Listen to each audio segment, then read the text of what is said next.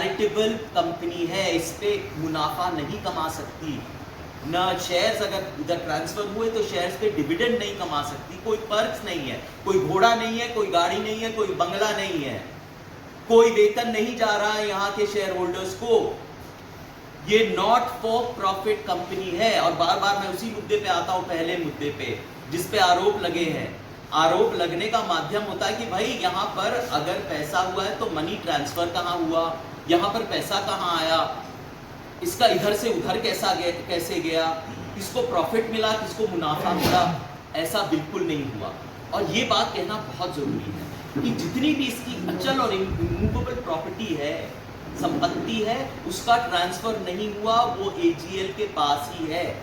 वो young Indian के पास नहीं आई, नहीं आ सकती, क्योंकि ये एक प्रतिबद्धता है उस कानून के मुताबिक, क्योंकि ये नॉट फॉर प्रॉफिट कंपनी है। ये बहुत जरूरी है।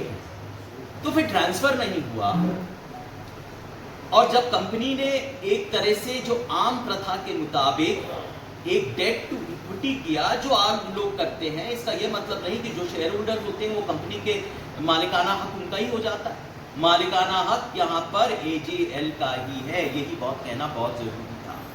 तो मैंने आपको पृष्ठभूमि बता दी कि किस तरह एक तरह से एक साजिश, एक षड्यंत्र एक तरह से सरकार, ये केस ईडी के सामने था, लेकिन ईडी ने इसको समाप्त कर दिया 2015 में। लेकिन इस सरकार ने, ये जो उस समय भी यही सरकार थी, ये मौजूदा सरकार ने परेशान करने के लिए, उनकी बात गुमराह करने के लिए, और जो असली मुद्दे हैं हमारे सामने, जो किसानों के मुद्दे हैं, जो बेरोजगारी, जो नौजवानों के मुद्दे हैं, उससे ध्यान भटकाने के लिए निवेश आ नहीं रहा। जो बड़े बड़े अमीर लोग हैं वो और धन कमा रहे हैं, उनकी तरफदारी हो रही है, क्रोनिज्म हो रहा है, उससे ध्यान भटकाने के लिए यहाँ पर छत्रपति संभाजी नगर में जो पानी की किल्लत है, यहाँ पर इससे ध्यान भटकाने के लिए, यहाँ जो किसानों के जो हालात हैं, यहाँ पर लोकल बॉडी जो इलेक्शन नहीं हुए, इस सब से ध्यान भटकाने के लिए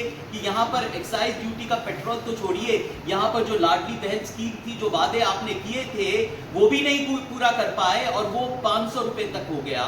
तो जो संकल्प थे, आपके वादे थे, जिस बेसिस पे आप चुनाव पे आए थे, वो नहीं कर पाए। इस सबके ध्यान भटकाने के लिए ये अफवाहें ये लोगों को गुमराह कर रही है, और इस तरह से हम ये समझते हैं ये बिल्कुल बेबुनियाद है और अप्रमाणित है, इसका कोई आधार नहीं, और हम इसकी सख्त निंदा करते हैं। मुझे इस बारे में, इस विषय में और कुछ नहीं कहना। अगर आप प्रश्न है तो आप सवाल। देखिए, ये जो नेशनल हेराल्ड केस है, एक बहुत अद्भुत और विचित्र मामला है तो कांग्रेस से संबंधित, लेकिन ये असली कहानी ये भाजपा की कहानी है और ये सरकार की कहानी है। इसको बिल्कुल बेनकाब कर देती है, पर्दाफाश कर देती है। कितने बेचैन हैं, कितने घबराए हुए हैं, कैसे ये प्रतिशोध की राजनीति खेल रहे हैं, कैसे अपने सियासी विरोधियों के खिलाफ केसेस कर रहे हैं, उनको परेशान कर रहे हैं, अपमानित कर रहे हैं, उनकी छवि दूषित कर रहे हैं, यही कोशिश लगी रहती है। और सबसे जरूरी, कैसे ये ध्यान भटका रहे हैं जो अहम मुद्दे हैं इस देश के सामने। जो बेरोजगारी है, जो व्यापक है, छत्रपति संभाजी नगर में भी बेरोजगारी है, यहाँ पर भी किसान की समस्याएं हैं। किसान जब खेत में आते हैं तो कफन बांध के उतरते हैं, इतनी बड़ी समस्या है। गैर बराबरी है, एक्साइज पेट्रोल और डीजल के आपने दोबारा बढ़ा दिए, जो वादे किए इस सरकार ने वो पूरे कर नहीं रहे।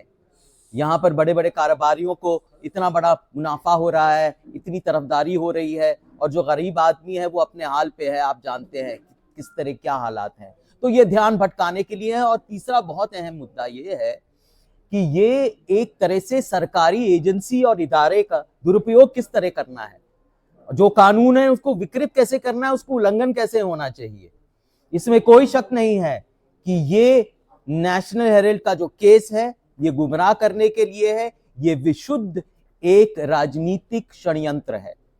यहां पर एक दो बातें मैं बिल्कुल स्पष्ट कर देना चाहता हूं। और अगर पृष्ठभूमि की बात करें, 1937 में एजीएल की स्थापना हुई, नेशनल हेराल्ड की शुरुआत हुई। ये आवाम की आवाज थी, संघर्ष की आवाज थी। यहाँ पर स्वतंत्रता संग्राम के दिनों में इसकी स्थापना हुई और ये लड़ते रहे, संघर्ष करते रहे आजादी के लिए। और ये लोग क्या जाने कि भाई संघर्ष करना क्या होता है, जो रस्सी से कभी झूले नहीं, जो सलाखों के पीछे कभी गए नहीं, जो अंग्रेजों के साथ थे, जो लड़ाई में कभी लड़े नहीं, ये तो जानते हैं। जो ये विचारधारा रखने वाले लोग हैं, जो अब आप आरोप लगा रहे हैं, और बाद में नेशनल हेराल्ड अपना काम करते हैं बड़े समर्पण से, निष्ठा से, प्रतिबद्धता से। लेकिन क्या हुआ कि व्यवसायिक रूप से ये कमजोर पड़ गई, घाटे में पड़ गई हो गई। तो कांग्रेस पार्टी ने ये फैसला किया कि उसको लोन दे, 90 करोड़ का लोन मिला यहां पर। और फिर ये फैसला किया कि एक कंपनी बनाएंगे जिससे ये ऋण मुक्त हो जाए, नेशनल AGL ऋण मुक्त हो जाए। ये कंपनी का एक गठन किया गया, यंग इंडियन उस कंपनी का नाम था।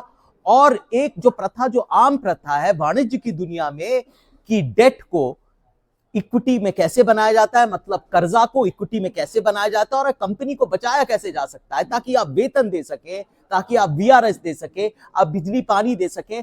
और नेशनल हेराल्ड जो एक ऐतिहासिक, हमारी ऐतिहासिक धरोहर है, हमारा इतिहास है, एक उद्देश्य है, एक मकसद है, उसको पुनर्जीवन कैसे मिले, ये इसका उद्देश्य था। हमने एक डेट फ्री कंपनी उसको बनाया, यंग इंडिया ने सारा उसका शेयर होल्डिंग ली। लेकिन बहुत जरूरी ये कहना है कि यंग इंडिया, ये जो कंपनी है, नॉट फॉर प्रॉफिट कंपनी है, चैरिटेबल ट्रस्ट है। धारा 108 जो कानूनी अधिनियम है उसके मुताबिक न कोई मुनाफा है, न कोई फायदा है, न कोई डिविडेंड है, न कोई बंगला है, न कोई गाड़ी है, न कोई पर्क है।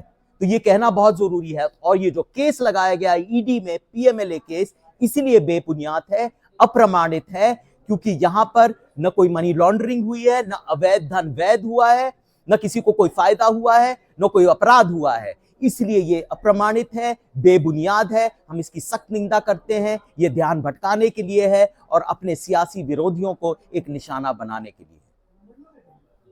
आतंक है, कार्यपालिका का एक आतंक है, एक दमन है, बिल्कुल ऐसा किया गया है। इनके ये देखिए, देश के सामने बहुत सारी चुनौतियां और समस्याएं हैं, ये इन्हीं की गई हैं। नोटबंदी से ले लीजिए, GST से ले लीजिए, लॉकडाउन से ले लीजिए, और जिस तरह से लाशें तैर रही थी गंगा में कोविड के समय, कोई भूल सकता है? उनकी बनाई गई समस्या है। और यहां पर समस्या इनकी जो बनाई गई है, उनकी जो चुनौतियां हैं, वो ध्यान भटकाने के लिए आप ये सब कर रहे हैं, ताकि लोग इसी में उलझे रहें। ये इस तरह धर्म की भी राजनीति करते हैं, भावनाओं को उछालते हैं। ये एक और उनके पास एक हथकंडा, एक अस्त्र मिल गया है कि भाई ईडी को लाए और सबको परेशान करें, सबको अपमान करें, ये ऐसा करें, उनकी छवि को एक तरह से दूषित करने की एक प्रयास करें। ये इनका मकसद है। नहीं, कांग्रेस कर रही है। हमने देखिए, हम जो वादा, एक तो फर्क है ना, जो हम वादा करते हैं वो जरूर उसको निभाते हैं, जो संकल्प है उसको निभाते हैं। कि हमने 5 वादे किए कर्नाटक में, हम उस समय आप जानते हैं, और वो सब स्कीम्स चल रहे हैं, वो लागू हो रहे हैं, कठिनाइयां हैं लेकिन वो लागू हो रही है। तो इसीलिए यहां पर आप देखिए, अब जो लाडली बहन, ये जो स्कीम निकाली थी, आप 500 रुपए तक देने को आ गए हैं।